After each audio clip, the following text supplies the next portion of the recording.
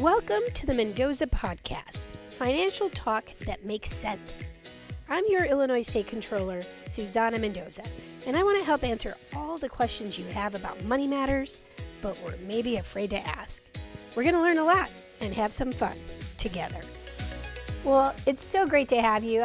Today we have a special treat here. We are joined by one of my favorite people, Department of Revenue Director David Harris. And, Director Harris, I would love it if you would share with our audience, what is it exactly that the Department of Revenue does? Well, first of all, let me return the compliment and say you are one of my favorite people as the comptroller of the state of Illinois. The Department of Revenue is basically the tax collector for the state of Illinois. We collect the majority, not all of it, we collect the majority of taxes that are collected in the state of Illinois. About $67.5 billion during the course of a year. That's concentrated in the three big ones: the individual income tax, the sales and use tax, and the corporate or business income tax. That comprises about $43 billion of that $67 billion. Those are the big three, but we administer over 80 different taxes. The motor fuel tax, the sales tax, we have a charitable games tax. All of those taxes come into the Department of Revenue, and we administer them. It's our responsibility, one, to collect the money, to count it and make sure it's according to what it should be, and then to put it in the right fund in the state treasury, which allows you to write the checks to send out based on where it is in those in the funds, which of course is determined by the General Assembly and the appropriations process. That's interesting. So, folks don't necessarily know how all the little pieces come together, right? So it's a big state and there's lots of money that comes in and out of it. And people often wonder too, like, what does a treasurer do versus what a controller does? And how do those two interface with the Department of Revenue, who we now know collects all of the tax revenue that comes into the state and then has it deposited into the treasury, into all these different funds that I then have to manage and make sure that the money's there when it is time to pay the bills. And my office is the one that sends out those checks. And those checks actually are signed by both the treasurer of the state of Illinois, who's Michael Frericks, and myself as your controller. That's right. And there's a lot of coordination between the Department of Revenue, as you know, between the Department of Revenue and your staff in the comptroller's office, because those checks that go out, as an example, it might be a refund check. You need to know that taxpayer is eligible or entitled to that refund, and it's got to be approved by us before it's sent out, and you have to send it out based on the tape, the data that we send to the comptroller's office. Yes, which we call a voucher. Right. So there's all these different terms too. And so when we say colloquially that we're sending you a check, it's actually a warrant. And the difference between a warrant and a check is that a check can bounce, but a warrant cannot, because it is fully backed by the full faith of the state's treasury. So the treasurer then invests the state's money that comes in from your funds into different investment vehicles. But once you send me the voucher that I'm supposed to pay Jane Smith, $10, then I have the authority under the law to issue the actual warrant, which you would think of as a check, to Jane Smith. But that's how it works. So, and many people think that the department sends out the checks, the warrants.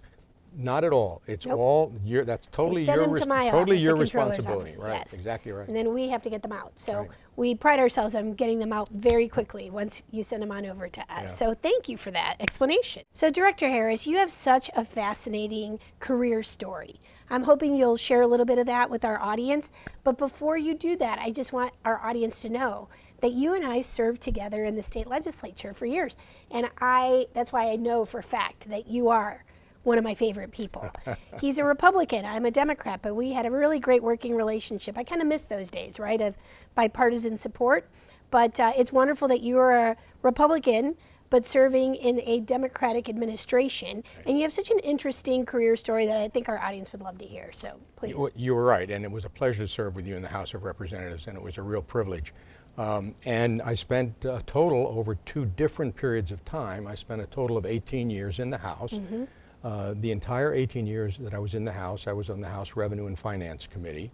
My last 8 years, I was also on the Appropriations Committee for General Services. So I have a really solid background with state revenue and appropriations and the like. So when the governor was elected in 2018, when he came into office in 2019, he wanted to build a bipartisan administration, and he asked if I would serve as the director of the Department of Revenue. It was a real honor, a real privilege, working with him, working with you. And we've done, I think, some absolutely great things for the state of Illinois, which you and I can both sit here and spout a lot of the accomplishments that have been occurred over the past 6.5 years. Well, I just have to say, though, it's so nice to have competent people at the helm. And I think that your career track record speaks for itself. I can't think of one single person in either party who did not think that it was a genius move to have you be the director of the Department of Revenue. So I'm thrilled that we have your leadership to rely on. Well, you're kind. You know, I actually, when I came into office, I actually knew a lot of the people who were in the legislature. There's been such turnover now over the past isn't that true? 6 years or so that I would walk past the legislator now and not even know who they were, whether they're a senator or a representative. It's so hard to keep track of everyone. You're right. Yeah. And I'll tell you what, I was looking at the last class that was sworn in just recently in January. And it made me go, wow, to think that I would have been, if I was still in the legislature, I would have been number 2 in seniority after Jay Hoffman. Isn't that crazy? Yeah, how about I mean, that? It's crazy that Jay Hoffman is now the dean of the House, Yeah. but it's an interesting time, and it becomes harder every year to keep track of who the new people are. Yeah. The last thing I'll say about that, though, and I want your opinion on it, is you and I have served during really tough times. Right. Not just good times, but bad times, tough times financially. And it is a little concerning to me that so many new people have never been through tough times financially. And so there's a learning curve in that, right? There's lessons to be learned in managing difficult financial pathways. And I hope that the new legislators kind of like pay attention to some of the other voices that have been through these difficult times, especially going into a tough economic year for us, and understand that this is a year that is going to require a lot of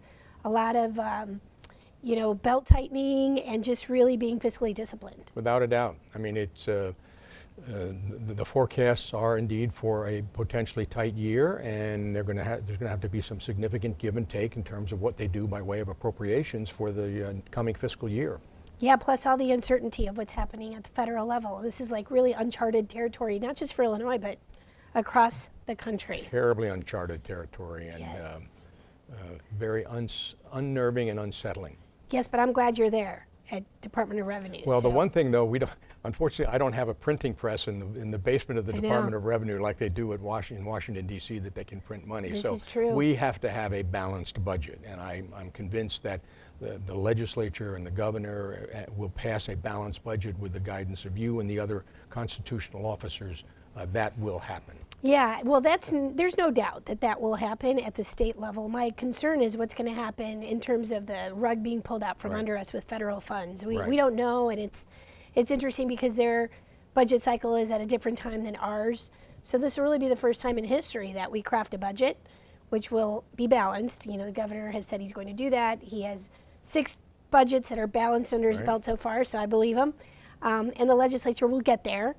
But the bigger question is what's going to happen once we balance that budget if we have, billions of dollars blown into it because of a lack of federal funding. So we'll have to cross that bridge when we get to it. The good news is you've been through tough times and managing them. I have as well, and we'll get through them somehow. But it's a little bit interesting and precarious of a situation, but I'm glad we've got good people at the helm. That's why it's important to work together. That's right. You got it.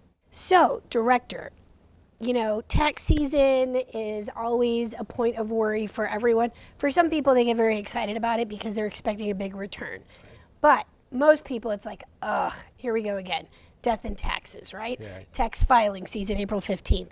But let me ask you, because we know that the tax filing is always April 15th for the most part, when do you suggest or recommend as director that people start preparing to file their taxes? The opening of tax filing season traditionally starts right at the end of January. Sometimes it slips into early February, and as you say, the deadline is April 15th normally. But during the course of the year, there are some things that people can do. You want to be conscious of any changes in that may have happened in your life.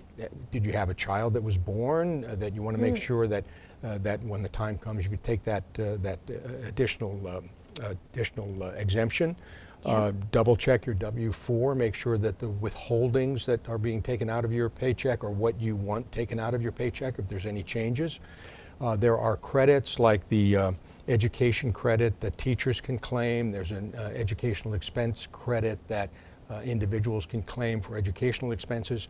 You want to make sure that you keep your receipts and have those available. The probability is we won't ask you for them, but if there's anything out of the ordinary, we may ask you for your receipts to justify the credit that you're claiming. Sure. So it's good to have records. They don't have to be perfect, but they have to be reliable, that we can look at them and say, oh yeah, that credit is deserved. So Director, how do people find out about the credits that they're eligible for? Where do they go for that information? Well, the easiest thing the easiest thing is to go to our website, which is tax.illinois.gov. Illinois spelled out, tax.illinois.gov. Okay. And you can see there what on your 1040, which is your tax form, you can see what credits you're eligible for, what credits a taxpayer is eligible for. At the beginning of every year, we publish an informational bulletin that says what's new. Like we had a couple of new tax credits over the past couple of years. The child tax credit, which was the first time in the state of Illinois, you can now get credit for a child tax credit. The volunteer emergency worker tax credit, which was initially geared to firefighters and EMTs, has now been expanded to emergency workers at the state and county level. So there are tax credits which are out there. In some cases, like the volunteer emergency worker credit, you actually have to apply to the department to be certified that you're eligible for it. Like volunteer firefighters or stuff like that? Exactly right. But we work with the state fire marshal. The list is compiled by the state fire marshal. We coordinate with him. We say, okay, yes, you're qualified for it. And then you simply submit that certification when you file your taxes. That's great too, because it's so nice for people to actually volunteer to take on those really tough jobs. Oh yeah. To know that they could be eligible for that tax credit. Yeah, and I said that was 2 years ago, and then last year it was expanded to emergency workers for the state and state emergencies or county emergencies that take place throughout the state. Oh, like tornadoes or things like that? Right. Oh, Yeah. interesting. Yeah. So if you're if you're a volunteer worker at a county that's hit by a tornado, and that county official vouches that you qualify for that, actually it's going to go up to the Emergency Management Agency.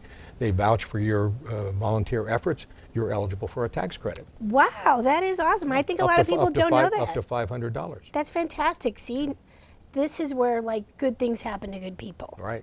So excellent. Well, let's hope they take advantage of that, right? Because that's my point. A lot of people don't necessarily know that these tax credits even exist for them. So by going to your website, they can see what's out there and what they might be eligible for. Exactly right. And it's especially helpful to check as you get ready for tax season. It's especially helpful to check for those. So like at what point should people start? If you're going to be really good about this, right? You're going to earn an A+ for being prepared and getting ahead of all of the last minute scramble. At what point should people start getting all their things in order? And what's the ideal time to file? Well, remember that you're filing taxes for the previous tax year, which for most people ends on December the 31st. So you want to have everything ready lined up by December the 31st, because once you get into January, you need to have the information available, but the activities that you should have taken need to occur before December the 31st. So as you approach the end, as a taxpayer approaches the end of the year, that November, December time period, that's the time you really want to get things in order. So there are people who very much look forward to tax season because they expect to get a big tax return. But you know what? That breaks my heart, because I try to explain to people that when you get like a $5,000 or $6,000 tax return, that means that you lent your money to the state or to the federal government at 0% interest. So you're actually losing money on that $5,000 or $6,000. Now, people will tell me, well, it's kind of like a forced savings. But you can actually save money and earn interest on it by just putting it in a bank instead of claiming too many withholdings and then, looking forward to this April windfall of $5,000 or $6,000. So my personal opinion is the closer you can get it to zero, where you don't owe the state anything and they don't owe you anything, or even yet, you might owe, but you plan to owe because you basically lent the money to the state. Right. It's almost like getting money back, right? So I know it's a tough sell because a lot of people who are used to getting this big refund think that they'll spend their money if they don't kind of force the savings. And I guess that's better than blowing through your money. But what are your thoughts on that? Well, Just curious. I agree with you. If you send too much to either the federal government or to the state government with the expectation that you're going to get a return, you are in essence giving the federal government or the state government an interest-free loan. We're going to use that money for the period of time that you send it to us, and when you file your taxes the following year and you're due a refund, we'll send it back to you, but without any interest you could have earned. Right, exactly. At a bank, right. yeah. So if you can try to, maybe as a New Year's resolution, so maybe not this year, it might be too late, but for the next year, think about this, really kind of process it and realize that if you're very disciplined, you can in fact put money aside, right?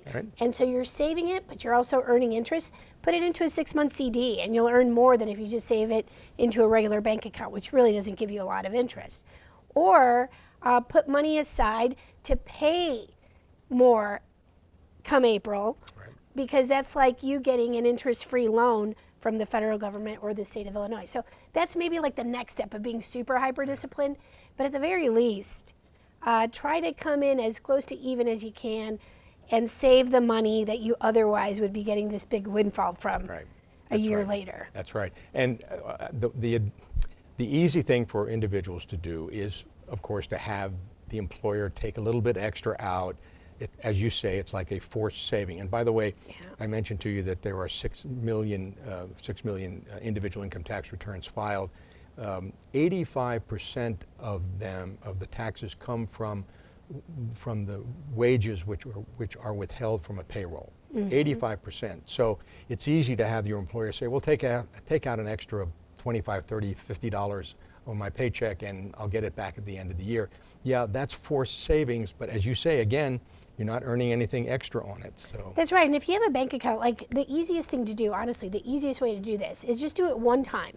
The beginning of the year, you set up an automatic transfer of, so take your $5,000, divide it by 24 if you get paid every 2 weeks, or divide it by 12 if you get paid every month. And then that's essentially the money that you'd be getting back the next year in your tax return. So divide that up, and then whatever that number is, automatically have it taken out of your paycheck and sent into savings. And you do it one time and you'll never think about it again. And then at the end of the year, you'll have the whole amount that you put in plus interest. So it's a win-win. It's a win-win. Just do it once. And done. As long as you don't spend it during the year. Well, that's the point. You have to throw it into savings and don't touch spend it. Pretend That's it's not there. That's right. Very key point. That's right. All right, great. Let's move on to another question. All right. So, one of the things I like to talk about a lot are how people can avoid scams. And obviously, whether tax season has come or gone, anytime we prepare for the next tax season, I think it's always important to talk about pitfalls that people should avoid. So in your experience as, revenue director, what kind of scams are there that you see specifically regarding to tax season? One of the ones which is very common is that somebody else files a tax return using your Social Security number. Oh my goodness. As you probably know, there's been any number of breaches in the dark web, and Social Security numbers are out there on the dark web, and the bad guys buy them and they file tax returns. So one of the key things that taxpayers should do is to try to file as early in the tax season as possible, so that your return with your Social Security number is already in the system. Sort of somebody else tries to file using that same Social Security number, kicks it out, doesn't go. So one of the other things is we will not call you up on that's the phone. so good. Thank you for saying that, because people have, we've gotten complaints from people that say that they got a call from the IRS or they got a call from the Department of Revenue, and that they were really forceful and mean and threatening them and all kinds of, like, they're going to get arrested if they owe all this back tax. That would never happen, right? Never happen from us. It won't happen from us, or it won't happen from the IRS. So that's correct. If an individual should get a call like that, it's phony. Don't respond. Hang up. Don't take any action other than hanging up or deleting the text. Phone calls, texts, all of those. The only time we will call a taxpayer is if we have I call it a relationship. If that taxpayer, as an example, has a tax liability, and we've been in touch with them, and they may have set up a payment plan to pay their tax liability, at that point we may interact with them via the phone versus just email. But a cold call saying you owe money, not going to happen. Never going to happen. Yeah, and that's true, like you said, at the federal level as well. It's one of the things we tell people to please be wary of. If you're able to jot down the phone number that's calling you, it's always a good idea to do that, because then you can report it to the Attorney General's office. And same is true with any text message or email. If it, as I say, if it looks suspicious, it's likely malicious. Yeah. And so go ahead and you can at that point keep that just as evidence that you could forward to the Attorney General's office, but never, ever, under any circumstances, click on a suspicious link or a link period. It's likely a scam. Right. All and, right. And all of us are getting all of these potential spams on our phones. It's so irritating. Just delete them. And there's also, like, I know in the last tax season, we put out some notifications for people to watch out for fake tax credits that were being advertised on social media. So, oh, did you know that you qualify for this? If it's not coming from the Department of Revenue, or it's not coming from our official sites, and it's just some entity out there saying that you probably qualify for a tax credit, click this link, don't do it. Right. There's so much misinformation on the internet. That's exactly right. And the objective of these contacts is simply to get your personal information. That's and correct. You just don't want to share it. Even your phone number, your email, you just don't want to share it. Yeah, and definitely not your Social Security. Definitely not your Social Security. I just saw a story the other day on TV about a girl who actually shared her Social Security on the internet because she saw that the pair of Lululemon sweatpants that she loves were on sale for 50% off, but she had to put her Social Security number in there, and she did. And her mom's like, "What? You did what?" So yes, they're going to be in for a world of hurt with identity theft. So identity thieves are out there. They want your personal information. Don't make it easy. Right.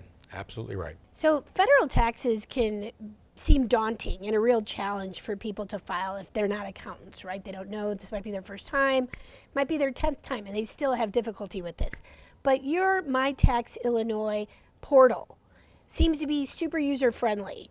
And I think like every year you're making additional tweaks to it to make it even easier. Can you talk to us about that tax portal? Oh, absolutely. And that makes it easy for individuals to file their taxes.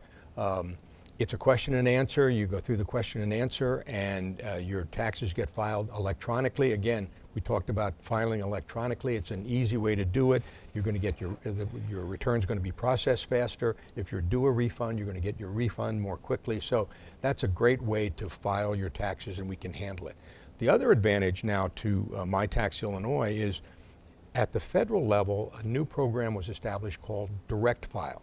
There are some limitations on who is eligible, but the eligibility is for a fairly large group. There are some limitations on what deductions you can claim or what credits you can claim and where your income comes from. Social Security, all of that is eligible. So if you have W-2s, Social Security, you can use Direct File. If you filed at the federal government using Direct File, that automatically links then to My Tax Illinois. It's a seamless system. Nice. This is the first year Illinois is participating. How many states participate in that? Right now, 24 states participate. So we're like on the front lines of cutting it. edge. I love it. Cutting edge. And so this is basically for people who have pretty straightforward. Right. You know, if you're someone who has like 1,000, itemized items, this is not for you. If you're getting 1099s in the mail and things like that, that's not for you. But now, what's the percentage of people that have just pretty straightforward filings versus those that have really complicated filings? Well, more or less. As we've mentioned before, there are 6 million individual income tax returns filed in Illinois. It's possible that as many as 1 million of those individual income tax returns could be filed using Direct File. I don't anticipate that happening, especially for the first year out. But you will see the numbers in the tens of thousands for the first year, I would think. That's wonderful. And so look, at the end of the day, it's like people just need to know that these things are there. But this is a really great tool, My Tax Illinois. And if you know that you have a pretty straightforward tax return or application, go ahead and use it. Check it out and let us know what you think. Sure. It's very easy. So, Director, the Department of Revenue is in charge for actually collecting the taxes that come into the state of Illinois. Can you walk us through a little bit what some of those ups and downs of the cyclical flow of cash is like in the state? Be happy to. And as I mentioned to you, we bring in $67 billion during the course of the year. That's concentrated most heavily in the individual income tax and the sales tax. The individual income tax does have spikes, as you mentioned, up and down, and that's primarily due to what are known as the estimated payments. Estimated payments have to be made 4 times a year, so you always see a jump up in September and December and the April time frame, the June time frame. So you see those spikes, but it evens out over the course of the year.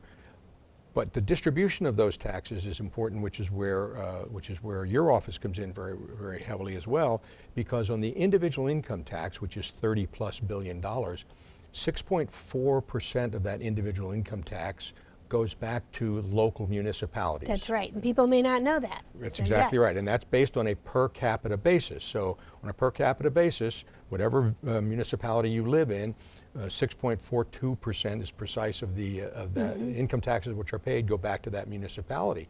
That's on the individual income tax, and then on the sales taxes which are collected are 1% of the sales tax that is collected, of the state 6.25%, 1% goes back to the municipality where that retailer is located. So if you have a large box retailer located in your municipality, the sales tax which is levied on the sales of that municipality or that retailer, 1% of it goes back to your municipality, which again we put into the right fund so that you can send it back to the municipality.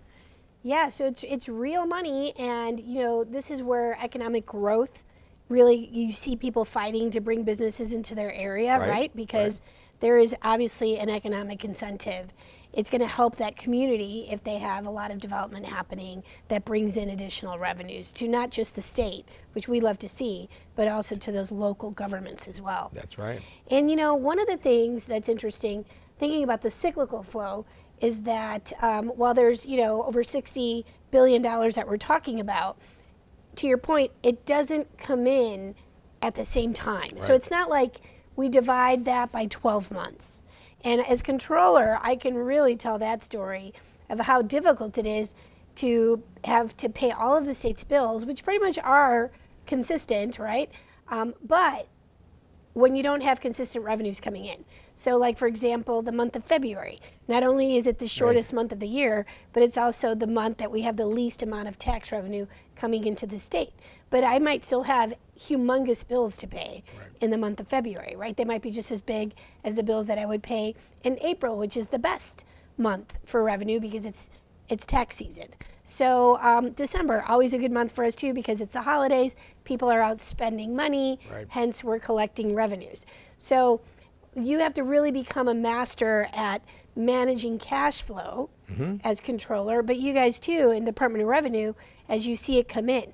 And there's a big difference, right, between projections, that's what the legislature crafts their budgets on, what the expected revenues are, and the the Revenue Department obviously relies on hoping that those estimates come true, as do I as controller, but there's a big difference between having to pay the bills with projections, which is not real money, versus needing to pay the bills with cash, which comes into you first and makes it way over to us. Well, that's exactly right, and we coordinate with your office because those transfers, what comes in to what needs to get into the fund so that you can disperse them, those transfers occur daily. Yes. And when the money comes in, within 36 hours, we can have it received and into the necessary fund. But as you say, when there are cycles, the bills the state has to pay don't stop. No, they keep coming in. Yeah. So when the revenue isn't quite as strong during like you say, during a February month, you have to manage the money. You have the real time effort of managing the money.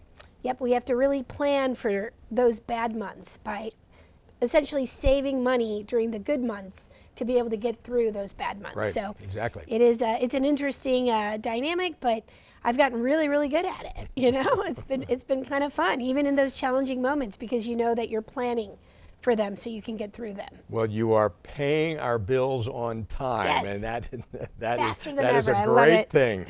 It's awesome. So there's like this new thing that we're working on with you, and I'm super excited to talk about it. This is where I get to nerd out a little bit, right? So our office is working with your department to process travel vouchers electronically. Before we get into the nuts and bolts of it, what is a travel voucher? Why don't you explain that to me? If a state employee, say, attends a conference, a business conference, they submit a voucher. They submit basically a bill to the department that we then would transmit over to the comptroller's office for payment and reimbursement of the expenses. Those vouchers used to I think if I'm not mistaken, the paper term is a C-13. Used to be done in the department by paper. We have a very creative staff, and we were able to develop a form electronically, which we use internally.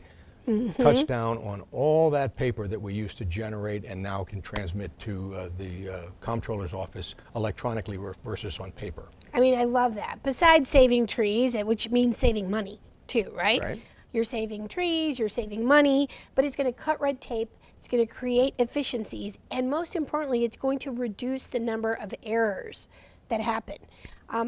You're the first agency to test out this, and it's really your innovative software that is making this possible, so thank you, and thank you to your team for deciding that we need to move out of kind of the stone ages of paper and into modern times with technology, right? But as an example, I think we process 1,500 travel vouchers for the Department of Revenue as an office here at the Controller's office. But we process 80,000 vouchers statewide. Statewide, sure. So trust me, we are thrilled to finally get to a point through your leadership and your team's leadership to test out this pilot, if you want to think of it that way, where we'll get to process your 1,500 vouchers electronically, and that sets the stage for the other state agencies to follow suit. I hope the other agencies are able to use it, because I can tell you on the vouchers that I have to approve as a supervisor for my senior staff, the ease with which you've got a voucher that pops up on your email, you get to look at it, approve it, not approve it, make changes, send it back, and boom. It is, I don't have to fill with paper, I don't have to write anything down, it's all electronic. No, it's so great. Thank you for that. And I can tell you how many times I get people just ask me, I submitted a voucher 3 months ago, I still haven't gotten paid. Yeah. You know, I'm paying bills super fast. True, but if I don't get the voucher, Right. you know, it's not going to happen. So this is really great, and it's such an awesome collaborative effort. So thank you. And you bring up a good point on that, because the department has to transfer that piece of paper, has to transfer that voucher from their location to your office. Right. We can do it electronically. I mean, boom. It's going to be so great. That's my point. And I want everybody to do it electronically. So we're starting with you, but you're leading the way, and then we can have this, you know, software that we could hopefully make available to every other agency that wants to do this. But you're going to have a lot of happy employees if their supervisors decide to go in this direction, because nobody wants to wait to get reimbursed. Right. And especially because we're still using paper and kind of old methods of doing it. So anytime we can innovate, you're saving money, you're delivering a better service, right? You have happier employees, and good things happen in the state of Illinois. Right. So thanks for making that happen over there. Glad to have it. Glad to work with you on that. So, Director, it's been so fun to have you today. And, you know, before we cut out, the last thing I'm going to ask you is this. Is there anything else that your department is doing that we haven't talked about or that you want to get out there for the audience to know? You know, I think we've had a really good conversation. I appreciate your having me here today. One of the key things to remember is we are there to help taxpayers. We get more than 10,000 calls a month. 10,000 calls a month into our call center. We're there to help. If the taxpayer has a problem, please call us, please contact us. We want to resolve that problem before it festers, and we want to get it worked out. So the key thing, I think, as a takeaway is we're working on your behalf. We want to help you. If you have an issue, contact us, we'll work it out. That's awesome, and it's true, because there's been many times that I've received phone calls from people asking questions about their taxes, can they get another W-2 form, or whatever it may be, or where's their tax return, right? And so we walk them through what that answer is. We don't actually analyze the tax returns. We issue the checks once. As we've now learned, you send us the voucher. meaning that their tax return is good to go. But as we also want to recap here, if you don't sign your tax return, it's going to delay the process. Right. If you do your math wrong, it might delay the process. So please double, triple check your math. Make sure you sign your return. And if you do have a question, call the Department of Revenue. They will get back to you. You can also feel free to call us, because I know that whenever we've had an issue and we've called you or your staff, the response has been phenomenal. So thank you for that. Thank you. I know that I can safely say that you value the hard work of the taxpayer, as do I. And we have to remember, this is not our money, right? It's the taxpayer's money. Right. And it's our privilege to get to serve the taxpayer and to try to stretch the value of every dollar. When we were in the legislature, now advocate for doing that. Mm-hmm. But in our current roles, we really value trying to get them their money as quickly as possible, because it's their hard work and they deserve to get their money fast. So thank you for being here. Absolutely. And I hope you enjoyed this podcast and look forward to seeing you at the next one.